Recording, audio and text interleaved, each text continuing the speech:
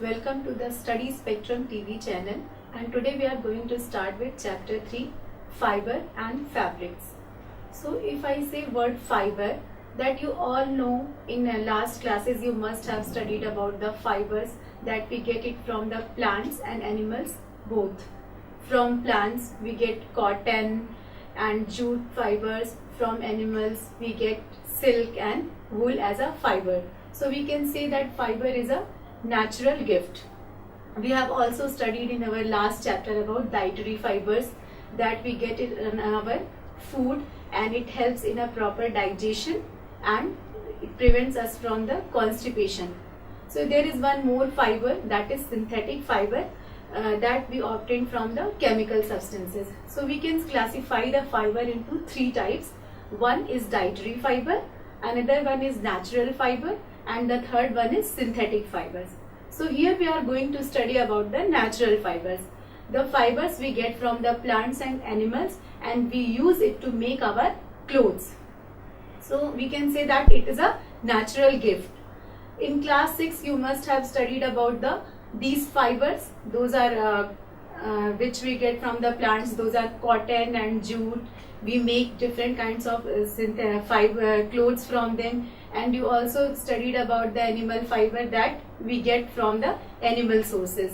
So here in natural fibers we make our different kinds of clothes.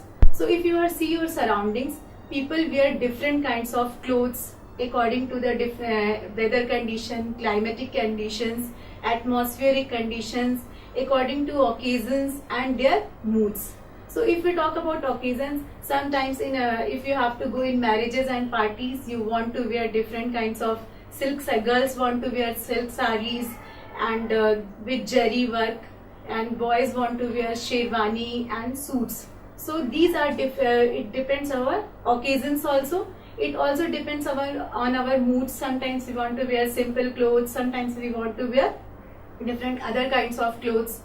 But if we talk about weather, in summers we want to wear cotton clothes. It should be loose and light colored, so it can prevent us from the heat, because cotton clothes absorbs the heat. And if you talk about winters, we wear woolen clothes, so that it can trap the heat in our it cannot escape the heat from our body. And clothes also prevent us from insect biting, bad weather, warm winters. And clothes are also differs in their texture. Some are soft, silky in touch, some are rough in touch. So all these were about the clothes which we are wearing these days. But if we talk about our ancient times, so at that time people have no clothes to wear. So at those time people used to wear bark of trees, big leaves to drape themselves, and sometimes they used to wear animal fur or animal skin. So in summers they used to wear bark trees or big leaves to drape their body and prevent them from the heat. But in winters they used to wear animal skin or animal fur and drape their body and escape them from the winter season. But gradually man learned about the agriculture. It was the great revolution.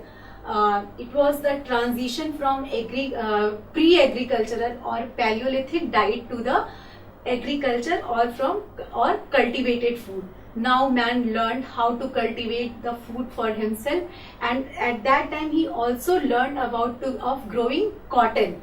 Now he learned about the cotton, and these cultivation used to cultivate the cotton by nearby Ganges river. There was one more plant. It was the flax, which was cultivated nearby the Nile river in the Egypt. So these were the most preferred plants which were cultivated at that time. Now gradually man learned about weaving to these clothes. They used to make the strands and weaving of the clothes, and they used to make a piece of clothes. Now they learned how to make baskets, mats and different kinds of piece of clothes. But at that time they did not know about the stitching. They used to drape their clothes into the different parts of their body according to their necessity.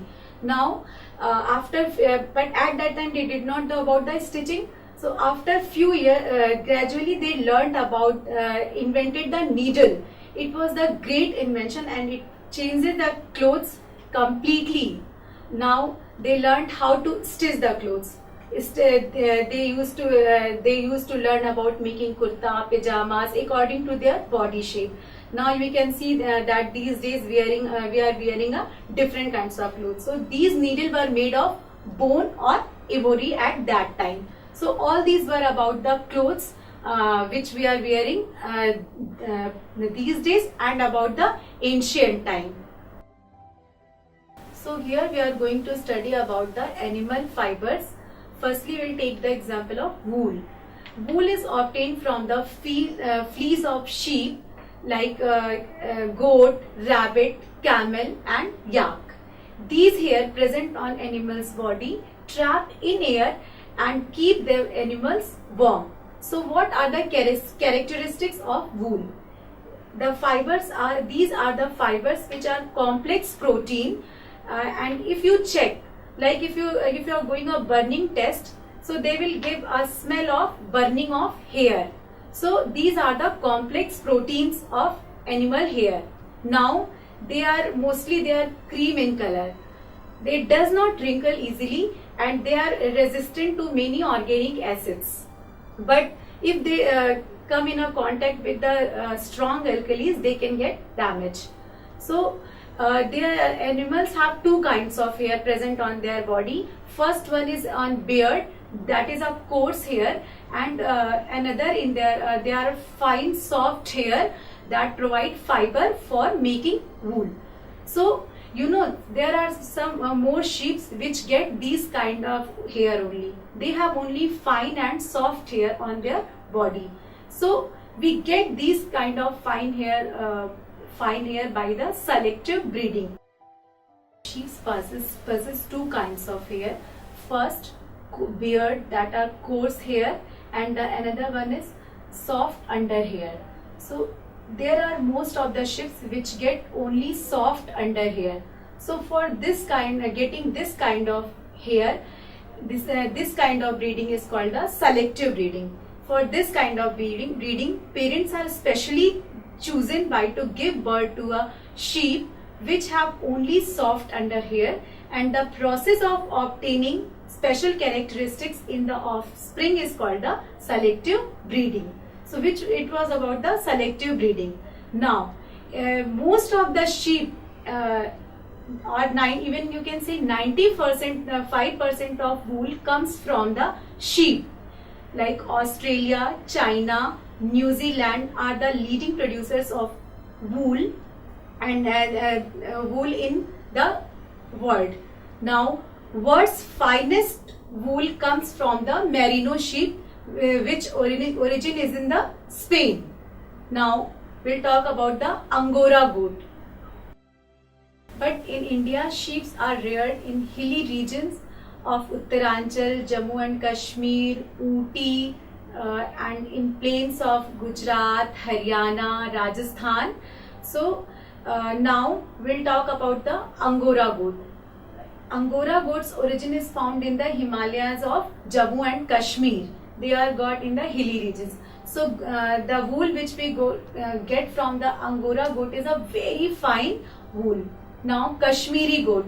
Kashmiri goat's under fur is a very soft to touch, and we make a shawl that is called the Pashmina shawl is from the Kashmiri goat. So this Pashmina shawl is very soft in touch and it's very warm. And if you want to check it, it can come out from your ring finger too. Now camels. Camels are also used as wool. Now we obtain wool from camels also, and the best camel wool we get from the Bactrian camel, and its origin is in Siberia and Mongolia. Now South American continent is also important for the camels from which we get the wool, and these camels are alpaca, viona and llama. So here we were talking about the animals from which we obtain the wool. So for obtaining these wool, sheep are reared and their hair is cut and processed into wool. So firstly, we will talk about the rearing and breeding of sheep. So if you have traveled to the hilly regions of Jammu and Kashmir, Assam, Arunachal Pradesh, Ladakh, so you have, and also in plains of Haryana, Rajasthan, Gujarat, you must have seen the shepherds which taking their herds of sheep for the grazing. Generally, sheep does not require a very large area to stay. They live in a small area and generally they eat grass, insects and the waste of the farms. In summers they go out for the grazing, but in winters they kept in the room and they feed on the dry leaves, fodder and oil cakes. When the sheep develop thick hair and hair, then this hair is shaved off for getting the wool. So there are few steps from which we get the fiber from these wool. Now the first step is shearing. What is shearing? When fleece of sheep along with layer of skin is removed from this body is called the shearing. And you know, in this process they don't get hurt.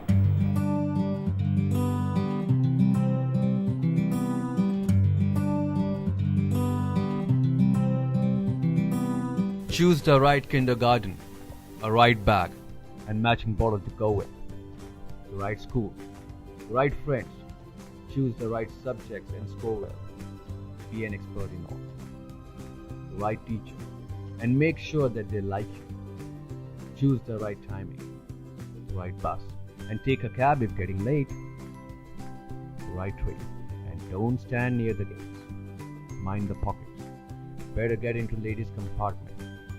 Make sure your mustache hasn't started coming. Choose the right study time in pocket games, IPL, IHL, rock and metal, guitar, axe. The right group and be a model to your brother. Seriously. Choose the right syllabus, the right test paper. Keep guessing questions for exams. Choose the right branch, the right college, the right stream. Choose the right career. Lucky to have a father's business to take care of and a father to allow that. The right counselor, the right form and make sure the project is submitted on time.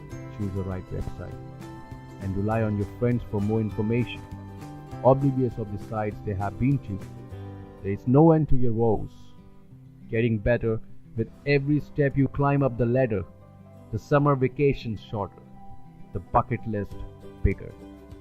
The night darker, the books heavier. The only light you have is your friends ahead of you. Probably he is right. Ever thought how he got the direction? No more spending your energy and money on coaching classes. No more missing classes for rain, rally and nonsense. Get your interest back in subjects through our creative ways of teaching. Doubts, concepts, applications, all explained through one vibrant animation. Subjects covered by multiple teachers with repeat telecasts. Special programs only for basic foundation and paper analysis. Personality development, career counseling, admissions, hobbies, all covered. A new approach to study with long-term perspective. So sit back comfortably in your homes and watch Study Spectrum TV channel.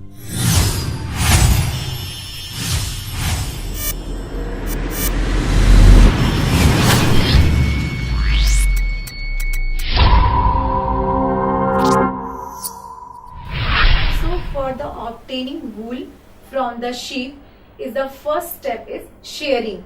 In this process we remove the fleece of the skin hair from the layer of the skin by the body of the sheep, and this process is called the shearing. Now in what happens in shearing, in as you have seen that barbers use machines for shearing, this same kind of machine is also used for the shearing of sheep of hair of sheep. So what is shearing? The fleece of the sheep along with layer of skin is removed from its body, and this process is called the shearing. Machines are very similar that barbers use for the hair cutting, or your father is using it for the shaving. And it's mostly it is done in the warm season, so that animal it can enable to survive without its protective covering of hair. Now these hairs are processed to make fibers, and these fibers are processed to make woolen yarns. So all was about the shearing. And the next step is scoring. In scoring, the hair is thoroughly washed in a big tanks, so that it can remove the grease, dust and dirt from the hair.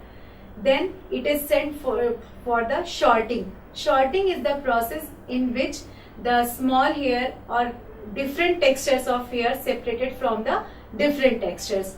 Mostly shorting is done at the time when fluffy hair or the small hair is separated by the long hairs. And again the scoring process is done. Now these hair is sent for the dyeing to the factories, because generally sheep has only blue, black, brown or white colors. So they get for the dyeing of a different color. As you have seen that bull you can get in different colors of blue, red, yellow, green. So for this they have to send for the dyeing. Now the fabrics which we obtain from the sheep of hair, and these wool strands are straightened and combed and rolled into the yarn, and these longer yarns are used for the wool and the small yarns are used for the woolen clothes. But the best part of this culture, but the key that at the time of shearing, sheep does not hurt at all. As you go for your haircut or your father does shaving every day, they don't get hurt every time. At the same is with the sheep, they don't get hurt at the time of shearing. But what is the occupational hazard of this culture? And we all know that wool culture is a, as we all know that woolen occupation or woolen industry is an important means of livelihood for the people. But shorter's job is very risky. They get infected by the bacteria. It is called the anthrax, and the disease is called the shorter's disease. That is a very fatal disease for the shorters. So all these were about the fibers from wool. Now silk. You have in your surroundings, you must have seen that your aunt, sisters, teachers, mother wearing different kinds of silk sarees or silk dresses, and they are you also have seen that they look different in textures. So silk is called the queen of textiles. It produces a natural fiber that is called the fibroin, and it produced from the cocoons of many commercial species of silkworm. So the process of rearing of silkworm is obtaining silk is called the sericulture. Now there is a very old history of silk. China produces the silk more than 5,000 years ago. Now these days China and Japan are the leading industry. In fact, they are producing more than 50% of silk of the world. But India is also playing a very significant role in producing silk. Now silk has a few characteristics, that it is very shiny in texture, and you know that its one thread is as strong as a thread of steel, and it also produces a protein fiber that is called the fibroin. Now we'll talk about the life history of silk moth. The female silk moth lays an eggs in a number of 300 to 400, and these eggs hatched into a larva. So that larva is a voracious feeder, and it increases enormously in size of its previous size. Now after getting an enormous size, it is changed to a next life history that is called the pupa.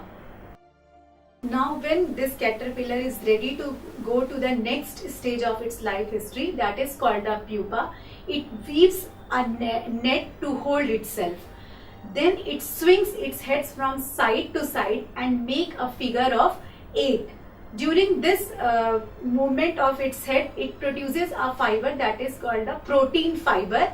And when this protein comes to come to the air, it turns to the hard, and this hard part is called the silk fiber. Now soon caterpillar completely cover itself by silk fibers and turns into pupa, and this covering is known as cocoon.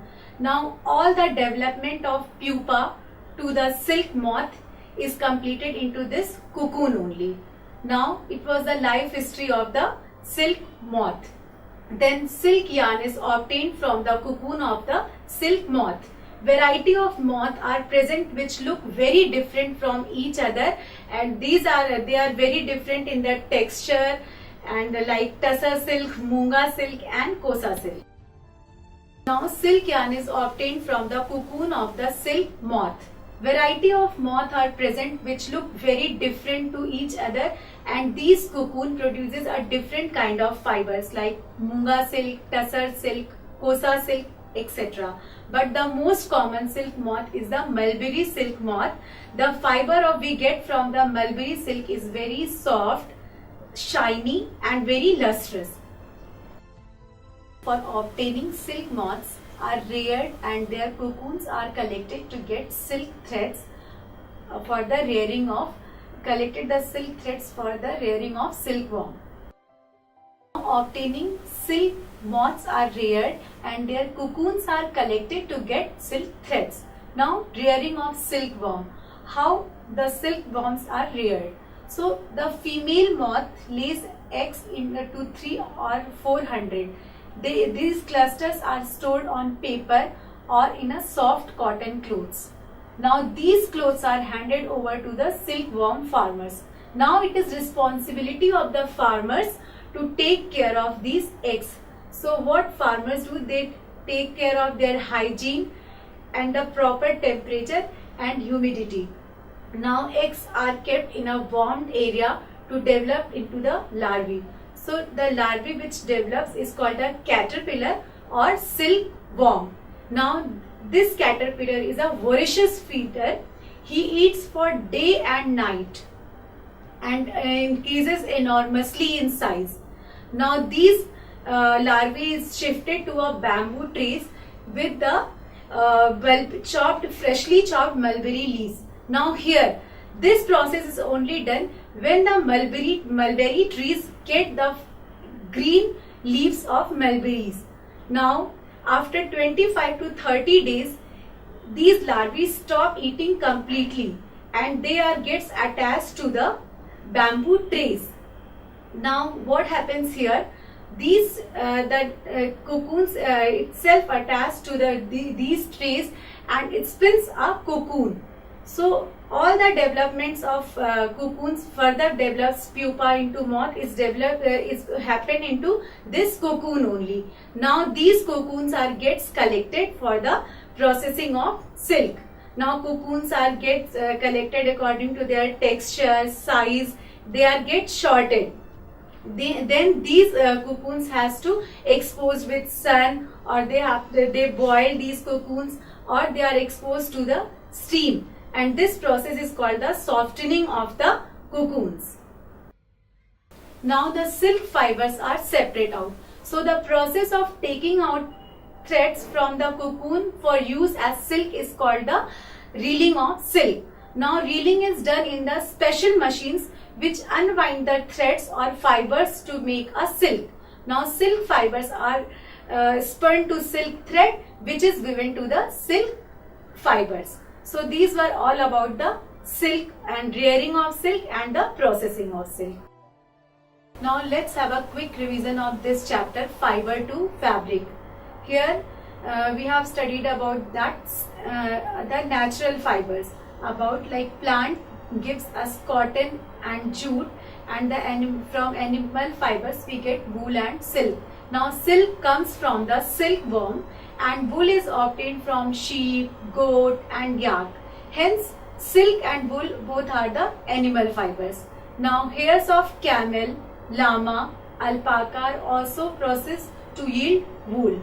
Then in India, mostly sheep are reared for getting wool.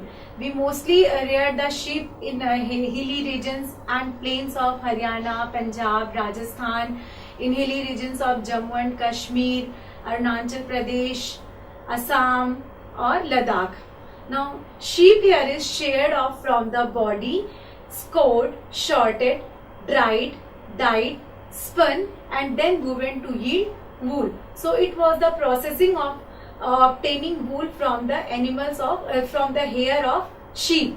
Then silkworms are caterpillars of silk moth. During their life cycle, the worms spin cocoon of silk fibers, and this is the silk fiber we get from the these cocoons. Now silk fibers are made of protein. That protein is called the fibroin. Then silk fibers from cocoons are separated out and reeled into the silk threads, and this is called the processing out of silk from the silkworms. Then these silk threads are sent to the weavers, and those weavers weave silk threads into the silk cloth. So all these were about the chapter of fiber to fabric. So now we are going to start with the exercise fiber to fabric. So question is, silkworm is a caterpillar, B larva. So what is the correct option? So the option will be larva and caterpillar both, because larva is only a caterpillar. Now the next question, which of the following does not yield wool? The options are yak, camel, goat, woolly dog. So earlier we have studied about the wool. We get wool from the camel, yak, goat. So the answer will be woolly dog. Now what is meant by the following terms? The first one is rearing. So rearing means to take care of some animal, as we earlier studied about the rearing of sheep, wool, goat, and also the rearing of silk.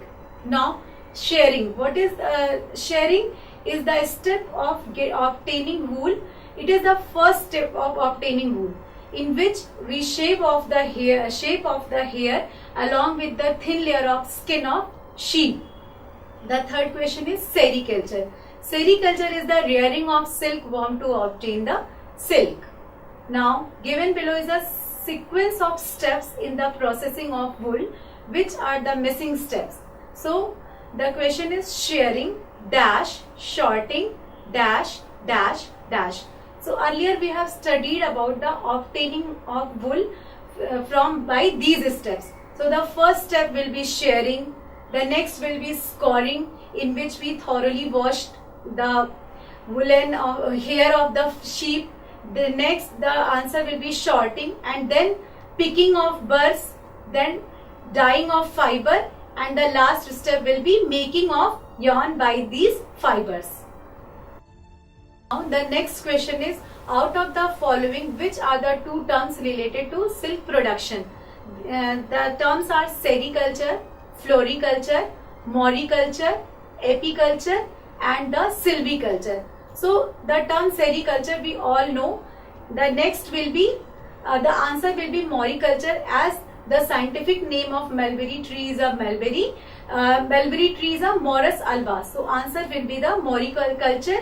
So the two things which are related to silk production is sericulture and moriculture. So all these were about the exercise of fiber to fabric.